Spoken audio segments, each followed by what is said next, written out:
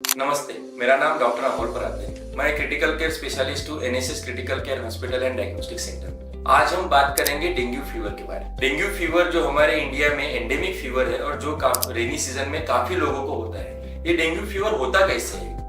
ये dengue fever मच्छर के काटने, इन्फेक्टेड मच्छर के काटने से होता है। हम कैसे समझे कि हमें डेंगू इन्फेक्शन हो सकता है? इसके लक्षण क्या क्या है? हमें हाई ग्रेड फीवर रहेगा, हमें काफी ठंड लग के बुखार आएगा, हमें बॉडी एक रहेगा, कई बार पेशेंट को नोजिया, लूज मोशन और मैलेज के भी सिम्टम्स रहते हैं। डेंगू फीवर को कैसे पता करें? डेंगू फीवर सबसे पहले डायग्नोस करने के लिए हमें ब्लड टेस्ट भेजने पड़ेंगे, जहाँ पे हमें अगर 5 दिन के अंदर अगर ये फीवर रहता है हमें, तो बॉडी में NS1 एंटीजन जो रहता है जो पॉजिटिव आता है। डेंगू फीवर नॉर्मली 3 से 7 दिन मैक्सिमम अप टू 14 डेज तक भी रह सकता है। अगर किसी पेशेंट को डेंगू हुआ है तो हमें उसके क्या प्रिकॉशन और क्या ट्रीटमेंट करनी चाहिए? सबसे पहले तो हमें खुद को अच्छे से हाइड्रेट करना चाहिए। CBC हमें हर 2 दिन में चेक करना चाहिए, जिसमें हमें पता चलेगा हमारा प्लेटलेट काउंट कैसे है, क्योंकि ये लीन को अफेक्ट करने के कारण हमारे बॉडी के प्लेटलेट काउंट डिस्ट्रक्ट। अगर किसी मरीज के प्लेटलेट काउंट 50,000 से कम होते हैं तो उन्हें अर्जेंट में हॉस्पिटलाइज होना चाहिए। कई बार पेशेंट को प्लेटलेट ट्रांसफ्यूजन भी करना पड़ता है। अगर मरीज के प्लेटलेट काउंट 50,000 के ऊपर रहते हैं और पेशेंट का फीवर सबसाइड होता है तो उस कंडीशन में हम उस मरीज को OPD बेसिस पे भी ट्रीट कर सकते हैं। अब किस पेशेंट को हम प्लेटलेट चढ़ाना चाहिए?